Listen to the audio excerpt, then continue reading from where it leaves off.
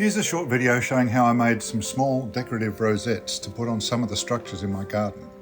These sort of structures are usually called sheds, but my sheds seem to end up a bit more elaborate. To make the rosettes, I start with a Photoshop drawing, as I wanted these to be 7-sided figures.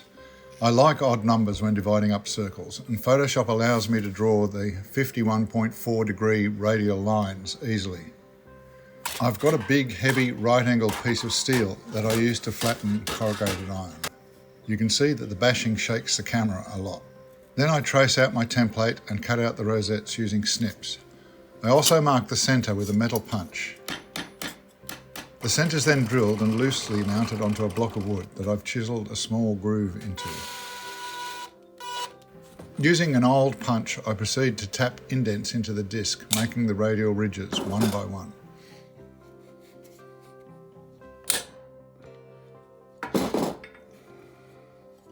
This produces the finished rosettes ready for utilisation. I've used the same process to make square rosettes as well.